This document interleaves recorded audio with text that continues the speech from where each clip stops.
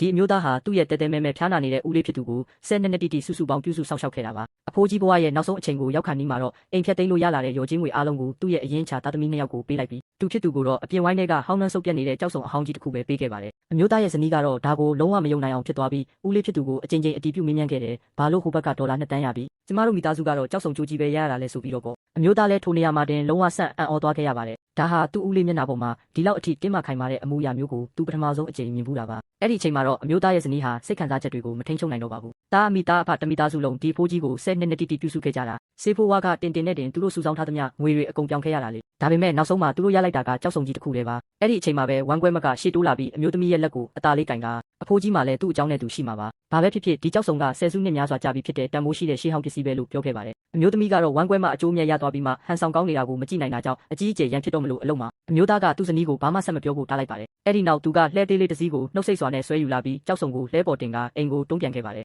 အိမ်ရောက်တော့ဇနီးဖြစ်သူကကြောက်စုံကိုကြည့်လေလေပူဒေါသထွက်လေလေဖြစ်နေခဲ့တာပေါ့အဟောင်းအကျိုးဖြစ်နေရတဲ့အပြင်မှုံမှုတက်တက်ရင်းကြီးထူထူတွေပါတက်နေတာလေတိုးဘူးကြိတ်ဖို့သုံးရင်တော့အရန်လေးလုံးနေအောင်မယ်သူမကအမျိုးသားကိုမကြေမနက်ဘူးကလန့်ပြောရတော့တာပေါ့ကျမတို့မိသားစုကအဖိုးကြီးကို12နှစ်ပြုစုခဲ့တယ်အဲ့ဒီအတော်အတွင်းရှိသမျှစုငွေတွေလည်းအကုန်သုံးခဲ့ရတယ်တစ်ဖက်ကဝမ်းကွဲနဲ့သူ့မိမကကြရိုးရပွဲတော်ရက်တွေကြားမှာနှုတ်ဘူးနှစ်ဘူးလောက်လာပို့ပြီးတာသမီဝတ္တရားကြည်ပါတယ်ဆိုပြီးလုပ်ခဲ့တာလေဘာလို့သူတို့ကစိတ်ထဲဘာမှမရှိပဲငွေတွေကိုဒီလောက်လွယ်လွယ်ကူကူရသွားရတာလဲဆိုပြီးပေါ့ဒါပေမဲ့အမျိုးသားကတော့သူ့ဇနီးကိုရင်ခွင်ထဲဖတ်ထားပြီးဒီနှစ်တွေမှာမင်းလည်းအများကြီးဒုက္ခခံခဲ့ရတာပါဆိုပြီးချုံမော့လိုက်ပါတယ်အဲ့ဒီညမှာပဲအမျိုးသမီးကသူ့အဝတ်စားတွေကိုတင်ဆက်ပြီးမွေးရက်စာတိစီပြန်ဖို့ပြင်ပါတော့တယ်အမျိုးသားကသူ့ဇနီးရဲ့လက်ကိုကင်ပြီးသူဟာငငယ်ကလေးကဦးလေးရဲ့ကျေးဇူးနဲ့ကြီးပြင်းလာခဲ့ရတာပါကြောက်စုံပဲရခဲ့တဲ့ဆိုယုံနဲ့ဖျားနာနေတဲ့ဦးလေးကိုစွန့်ပစ်မသွားနိုင်ပါဘူးဒီလိုလက်ထွက်သွားရင်သူတစ်သက်လုံးနောက်တရားစိတ်မတက်ပဲနေရလိမ့်မယ်ဒါကြောင့်ဦးလေးကိုဆက်ပြုစုပြီးမှတခြားစီစဉ်တွေကိုစဉ်းစားကြရအောင်လို့ဇနီးကိုတောင်းပန်ခဲ့ပါတယ်အဲ့ဒီအချိန်မှာပဲသူတို့ရဲ့သားလေးကအခန်းထဲဝင်လာခဲ့ပါတယ်အမျိုးသမီးလည်းဝမ်းနဲ့အားငယ်စွာနဲ့သားလေးကိုတင်းကျပ်စွာဖတ်ထားလိုက်တယ်ဒါပေမဲ့မထင်မှတ်ပဲကလေးလေးရဲ့နောက်ထပ်ထွက်လာတဲ့စကားကြောင့်လင်မယား2ယောက်စလုံးလုံးဝအံ့အားသင့်သွားခဲ့ရပါတယ်ကလေးကဒီကြောက်စုံဟာတကယ်တော့အင်မတန်တန်မိုးရှိတဲ့ယတနာတစ်ခုဖြစ်ကြောင်းသူ့ရဲ့ဦးလေးဘိုးဘိုးကသူ့ကိုကိုယ်တိုင်ပြောပြခဲ့တာဖြစ်ကြောင်းပြောလိုက်တာပါဒါကိုကြားပြီးတဲ့နောက်အမျိုးသားလည်းဇဝေဇဝါဖြစ်သွားခဲ့ရပါတယ်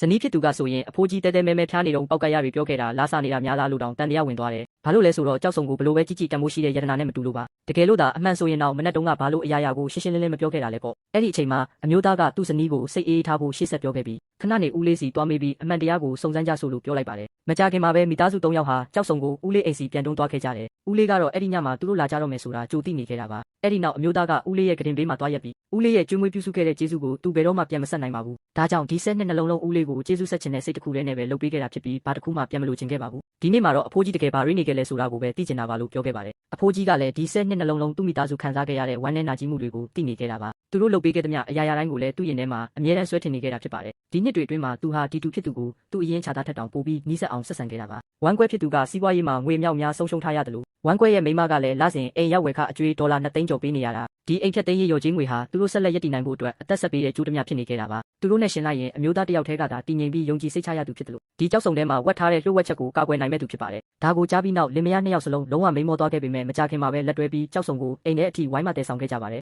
အဲ့ဒီကြမှာဦးလေးကကြောက်စုံရဲ့အတွင်းထဲမှာယတနာတစ်ပါးဝတ်ထားကြောင်းပြောပြခဲ့ပါတယ်ဒါဟာလွန်ခဲ့တဲ့နှစ်တွေကအမျိုးသားရဲ့မိဘတွေနဲ့အတူတောင်ပေါ်မှာတွေ့ရှိခဲ့တဲ့ပစ္စည်းတစ်ခုဖြစ်ပါတယ်အမျိုးသားရဲ့မိခင်ကဒီပစ္စည်းဟာတာမန်မဟုတ်တဲ့ထူးခြားဆန်းပြားတဲ့ပစ္စည်းတစ်ခုဆိုတာချက်ချင်းသိရှိခဲ့တာကြောင့်ရှုံစေတွေတဲတွေနဲ့ပတ်ပြီးဒီကြောက်စုံဖြစ်ပြောင်းလဲပစ်ခဲ့တာပါအဲ့ဒီတုန်းကသူတို့3ယောက်ဟာအလွန်မင်းအရေးကြီးမလို့အဖဲနဲ့တော့အတွင်းထဲကဝတ်ထားတဲ့ပစ္စည်းကိုဘယ်တော့မှမဖွင့်ကြကြလို့ကတိပြုထားခဲ့ကြပါတယ်တကယ်လို့များအဲ့ဒီနေ့မနေ့တုန်းကဒီလျှို့ဝှက်ချက်ကိုသာသူထုတ်ပြောလိုက်ရင်ဝမ်းကွဲနဲ့သူ့မိန်းမတို့ကပတ်စံတက်ကြောက်စုံကိုဒီအတိုင်းလွယ်လွယ်နဲ့ယူသွားခွင့်ပြုမှာမဟုတ်ပါဘူးအဲ့ဒီနောက်ဦးလေးကစိုင်းထဲကအန်ဆွဲထဲကနေဂေါ်ပြားတစ်ချောင်းကိုထုတ်ယူလိုက်ပြီးအမျိုးသားကိုသူ့ရှိမှတင်ကြောက်စုံရဲ့အပြင်ဘက်အလွှာကိုဖယ်ရှားခိုင်းလိုက်ပါတယ်ဂေါ်ပြားကိုရပြီးတဲ့နောက်အမျိုးသားဟာသူ့တစ်ချောင်းကိုယူကာကြောက်စုံကိုပြင်းထန်စွာရိုက်ခွဲလိုက်ပါတော့တယ်အဲ့ဒီအချိန်မှာတော့အဖိုးကြီးဟာမျက်လုံးကိုဖြည်းဖြည်းချင်းမိတ်လိုက်ပါတယ်ကြောက်စုံထဲကနေဆူရှက်တောက်ပလာတဲ့စိမ်းများများအလင်းရောင်ထွက်ပေါ်လာမှပဲလင်မယား2ယောက်စလုံးအရာရာကိုနောက်ဆုံးမှာနားလေသဘောပေါက်သွားကြပါတော့တယ်